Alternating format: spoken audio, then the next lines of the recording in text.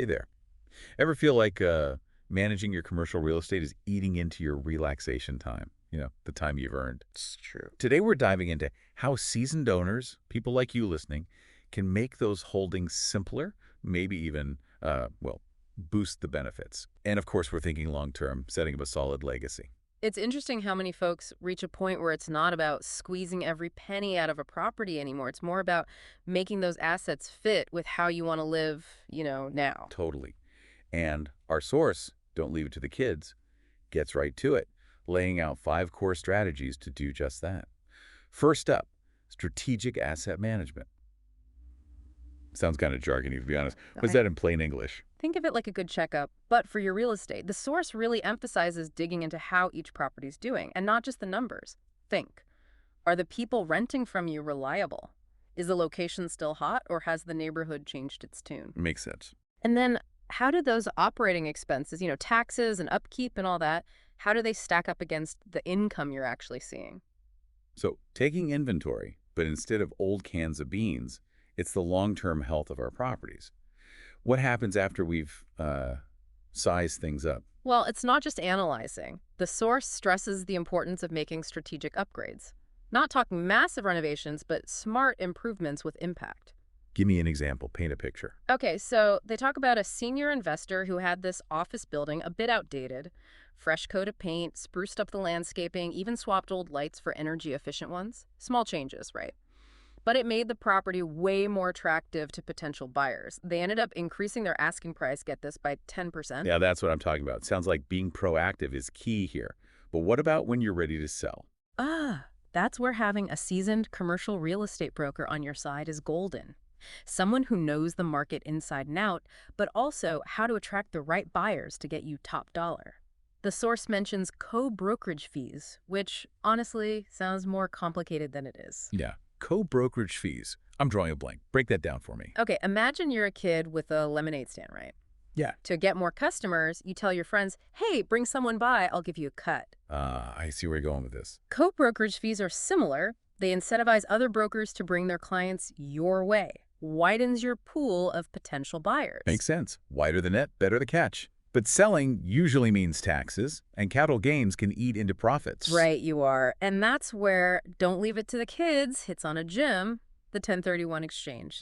This lets you defer those capital gains when you sell one property and reinvest the money into another. Hold on, defer. Walk me through this 1031 magic. Not magic, but it's a game changer. Instead of handing the government a chunk of your profit right away, you're basically saying, hold that thought. I'm putting this money right back to work.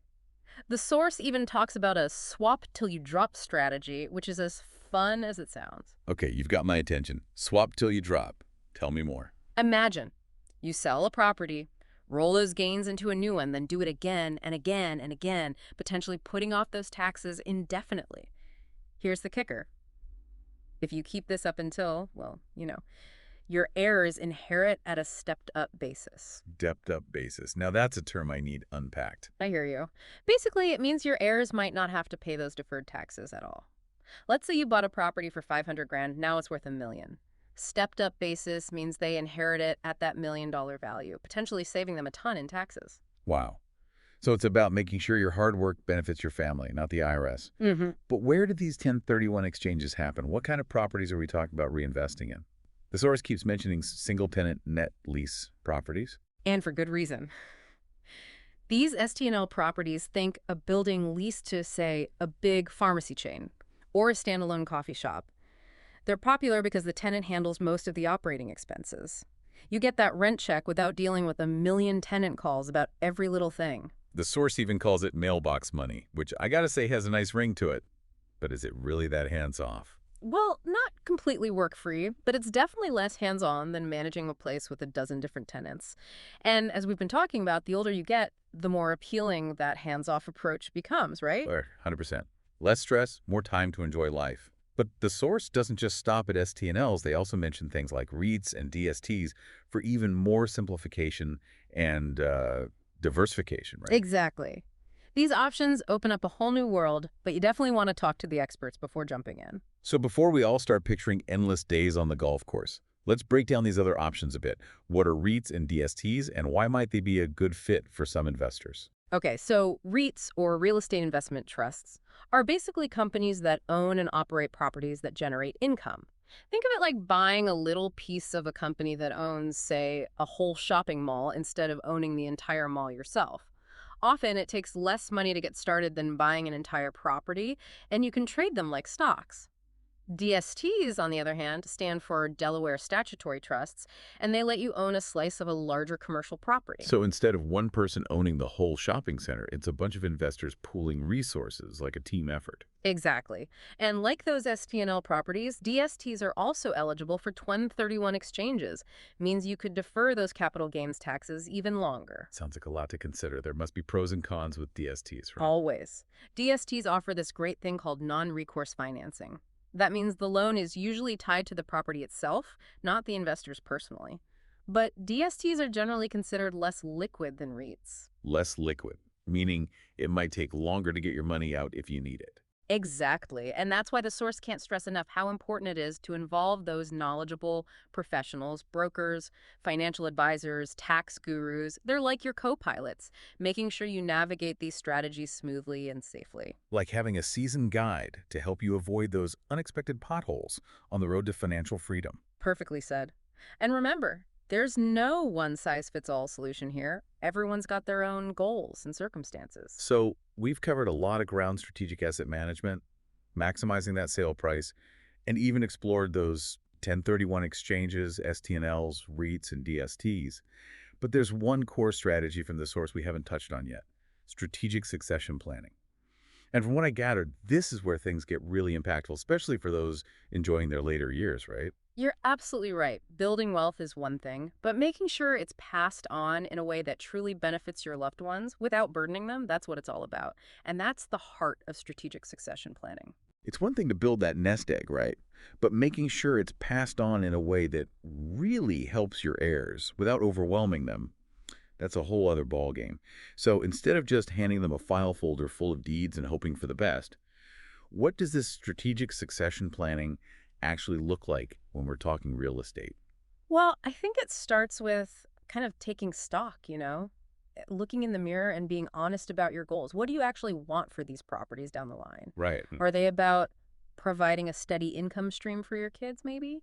Yeah. Or is the goal to sell them off, create a nice little fund for grandkids' education, that sort of thing? So figure out your vision first, then you tailor the strategies. Exactly. Let's say you have a couple properties that need a bit more hands-on management. Could make sense to gradually sell those off, maybe put that money into those lower maintenance STNLs we discussed. Or you could explore setting up a trust, working with a financial advisor to create a long-term payout plan that really suits your family's needs. So it's like creating a roadmap for your legacy, Yeah. making sure all your hard work actually benefits your loved ones the way you intend it to. And I imagine communication is huge here. It's not something you just spring on your family, but a conversation you have with them, right? Absolutely. Those open, honest conversations are key. Talk to your family about what you're thinking, what you want, but just as important, listen to their needs and wishes. It can prevent so many headaches, maybe even some heartaches later on. Yeah, if everyone's on different pages, things could get messy fast. Like imagine your kids are expecting this big inheritance to, I don't know, start an alpaca farm or something, but instead they inherit a strip mall with tenants who are behind on rent. That could create more problems than solutions. Exactly. Strategic succession planning is about making sure what you pass on is truly a gift, not a burden. And sometimes that means making tough choices while you're still calling the shots, so to speak. Better to have those conversations now than leave things up to chance. What are some of the downsides of not having a succession plan, according to the source? We've touched on them, but let's lay it out.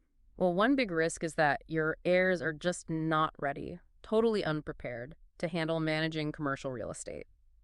It's not for everyone, and without a plan, they could suddenly find themselves stuck with something they never asked for, don't know the first thing about. And then, woof, there's the added layer of complexity if you've got multiple heirs. Without a clear plan, sibling rivalry, different opinions, those assets could quickly turn into, well, points of contention. Oh, absolutely. Sadly, those family disputes are way too common when it comes to inheritance. The source really highlights the risk of legal battles, family falling out, all because the original owner's wishes weren't clearly laid out beforehand. Even if everyone's getting along perfectly, there's still the financial side to think about. Inheriting property sounds great in theory, but without planning, it could easily become more trouble than it's worth. Right. It's easy to forget that property comes with expenses. Maybe there's deferred maintenance, property taxes, renovations needed down the line. Hmm. If your heirs aren't in a good place financially themselves, inheriting commercial real estate could actually hurt more than it helps. It's a good reminder that it's bigger than just the real estate. It's about the entire financial picture for you and your heirs. Exactly. And that's something I appreciate about this source. It emphasizes that owning commercial real estate is just one piece of the puzzle. The real magic happens when you're strategic, you leverage the right tools, minimize those taxes, and ultimately shape a legacy that lives on. It's about making those assets work for you, for your family now and in the future. You mentioned earlier that don't leave it to the kids. It goes beyond just general advice. It's got a real-life story to show these strategies in action. They do. It's a great example, really brings these concepts to life. This local family, they wanted to sell two commercial properties they owned.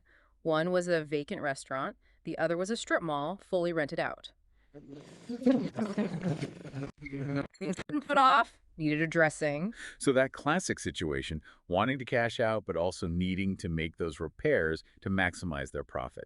Not an easy balance to strike. Exactly. And to make it even trickier, they first decided to try and sell both properties together as a package deal. Figured they might find a buyer interested in the whole shebang. Interesting. Bundle it all up, see what happens. Did it work? They got some offers, sure, but none that really excited them, not what they were hoping for financially. Seemed like most buyers were only interested in one property or the other. The restaurant folks didn't want the strip mall, and vice versa. Yeah, it's like trying to sell a pair of shoes. The style might be great, but if the size is off, it's off. Sometimes you got to switch gears to find the perfect fit. That's a great analogy, and that's exactly what they did. They decided to split up the properties, sell them individually, and that's where having that experienced commercial real estate broker on their side really paid off. Okay, now I got to know. Did this new strategy lead to a better outcome? It did. They sold both properties much quicker than they'd expected, and get this, the combined sale price for both places separately was actually higher than any offer they got for the package deal. Talk about a win-win.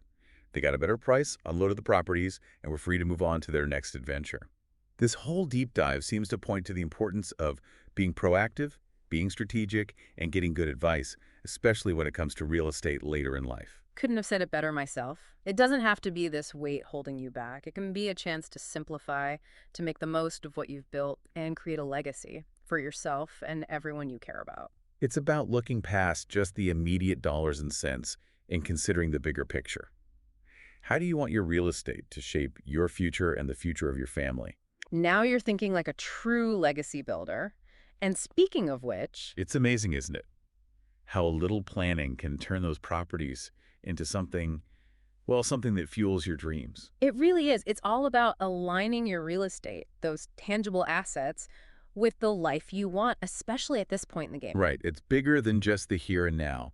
It's about those ripple effects, how your decisions today benefit you and your loved ones for years down the line. Exactly. And it always comes back to that question, that big one. What does your ideal future look like? And how can those properties, your real estate, how can they support that vision? It's one thing to dream, right, but turning those dreams into an actual plan, it sounds like that's where having those trusted advisors can make all the difference. 100%. That team of experts, your brokers, financial advisors, tax pros, they're invaluable. They can walk you through the maze, help you figure out the best strategies, make sure you're not missing out on opportunities. Like assembling the perfect crew to help you win, right? Exactly. Because at the end of the day, it's not just about bricks and mortar, is it?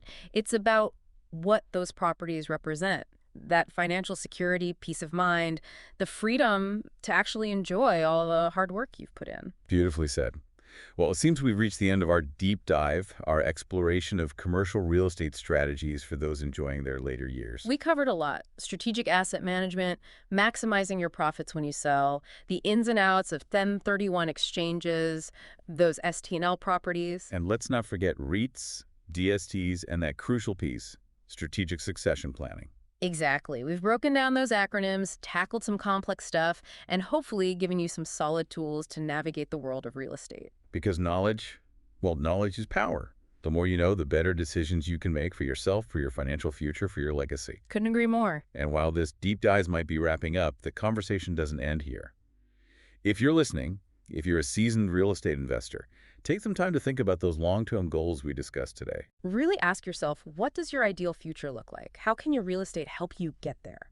And what's that first step you can take, maybe today, to turn those goals into reality? Powerful stuff. Well, we'll be back soon with another deep dive, another fascinating topic. But until then, stay curious, stay informed, and keep building that legacy, one smart decision at a time.